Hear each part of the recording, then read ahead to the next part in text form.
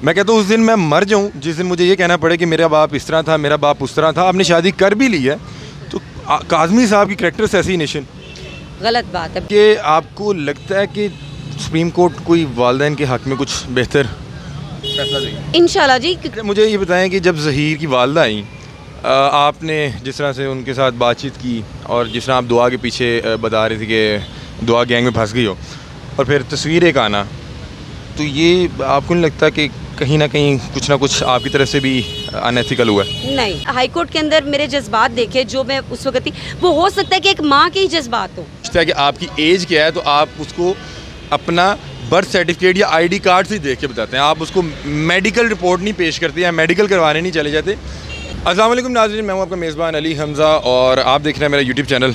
नाज़रीन, बुशरा शकील साहिबा मेरे साथ मौजूद हैं। जब लाहौर हाई कोर्ट में ज़हीर दुआ और ज़हीर की वालदा आई, बड़ा टफ़ टाइम दिया। पीछे कैमरे के पीछे से एक आवाज़ आ रही थी, ज़हीर को वालदा को भी सख्त सवालत पूछ रही थी, दुआ के पीछे भी भाग रही थी कि दुआ फंस गई हो गैंग में। और इनको बहरहाल कुछ लोग ये बात कर रहे हैं कि इन्होंने कुछ दिन पहले जो एक तस्वीर लगाई वो इनको नहीं लगानी चाहिए थी। रात को जिस तरह से मेहदी साहब की वीडियोज़ आई, कुरान पाक उठाया गया, ज़ुनैरा महम की तरफ से भी कुरान पाक उठाया गया, इस मामले को किस तरह से देखती हैं? बुशरा शकील साहिबा से जानते हैं। अस्सलाम वालेकुम, कैसी हैं आप? शुक्र। मैम, सबसे पहले मुझे ये बताएं कि मेहदी साहब ने कुरान उठा दिया और मैं कहता हूँ कि ये बेबसी की इंतहा थी, कैसे देखती हैं इसको? देखिए, ये तो उनके लिए शर्म का बाइस है जिन्होंने इल्ज़ामात लगाए हैं। उसको बेटी कह रहे हैं, क्या आप मेरी बेटी की तरफ? ये इतना बड़ा मतलब big slap on her face कि आप जिसको इतना जलील किया वो फिर बंदा आपको आके बेटी बेटी करके बात कर रहा है। तो मेरा ख्याल है इसके बाद आपकी ज़बान बंद हो जानी चाहिए थी, आपको नहीं बोलना चाहिए था।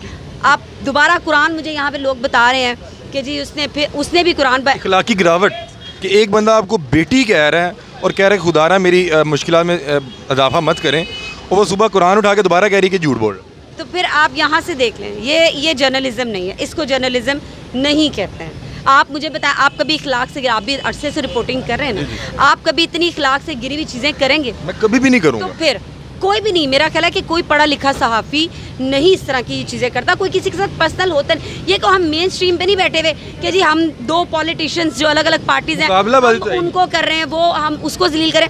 ये एक ख़ानदान की बात यहाँ पे हो रही है, एक बेबस मजबूर बाप की बात हो रही है यहाँ पे। तो खुदारा ऐसी चीज़ें मत करें कि पलट के मका फ़ाते अमल आप बार बार कहते हैं तो मका फ़ाते अमल आपके ऊपर भी आ जाए।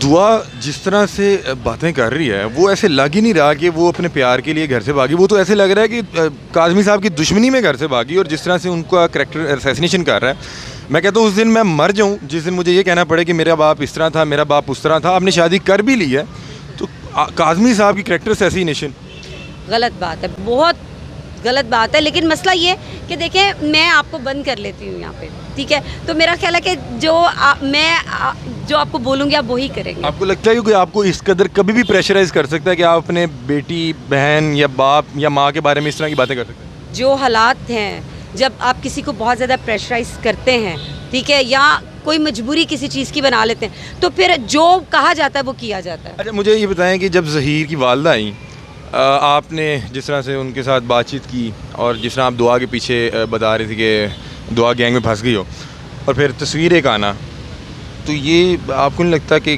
कहीं ना कहीं कुछ ना कुछ आपकी तरफ से भी अनएथिकल हुआ है? नहीं, मेरी तरफ से इसलिए नहीं हुआ क्योंकि मुझे मजबूर किया गया ये सब कुछ करने पे। मैंने पहले भी बोला कि मेरा ये स्टैंडर्ड नहीं है, मेरा ये लेवल नहीं है। मैं पढ़ी लिखी औरत हूँ, तो मैं लड़की नहीं कहती अपने आप को कि मैं, जैसे यूट्यूबर्स कहते हैं जी मैं लड़की, मैं ये, तो मेरी उम्र इतनी। मैंने कभी ये नहीं किया। अल्हम्दुलिल्लाह मैं फ़ख्र से कहती हूँ मैं 2 बेटियों की माँ हूँ, ठीक है? और जो आपने हाई कोर्ट के अंदर मेरे जज्बात देखे जो मैं उस वक्त थी, वो हो सकता है कि एक माँ के ही जज्बात हो, ठीक है? क्योंकि अगर अल्लाह ना करे मैं अगर मेहदी भाई की जगह होती या साइमा भाभी की जगह पर होती, तो मेरा ख्याल है कि मेरे भी यही जज्बात होते। तो उस वक्त जो मैं बोली थी वो एक बुशरा शकील नहीं बोल रही थी, वो उस वक्त एक माँ बोल रही थी। अच्छा बुशरा शकील साहब, लास्ट में आपसे ये पूछना चाहूँगा, एक तो मुझे ये बता दें कि क्या फ्यूचर देख रही है इस केस का? सुप्रीम कोर्ट में कल हेयरिंग भी है।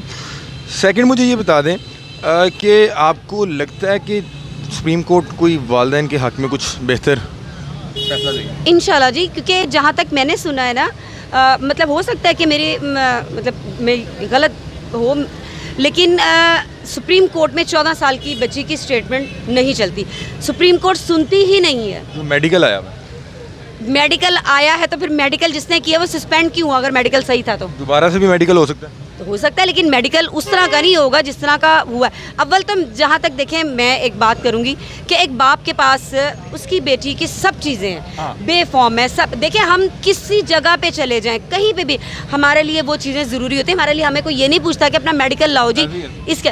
तो फिर आप यहाँ से देखें कि हमारे लिए जो चीज़ें ऑथेंटिक है, हमने वीज़ा अप्लाई करना है, हमने अगर अपने बच्चों का एडमिशन करवाना है या 9-10 के उसके एडमिशन जाना है बोर्ड के अंदर, ठीक है ना, तो हर चीज़ के लिए हमें आईडी कार्ड चाहिए होता है, बेफॉर्म चाहिए होता है। तो फिर अब वहाँ पे क्यों नहीं कहते मेडिकल लेके आओ? मुझे इसकी सेवा आप बिहाइंड द कैमरा मुझे बता रही थी कि एक यूट्यूबर है, उसके अकाउंट में अच्छे खासे पैसे आए हैं और मैं उसको एक्सपोज करूँगी अपने व्लॉग में। जी जी, तो वो कौन है?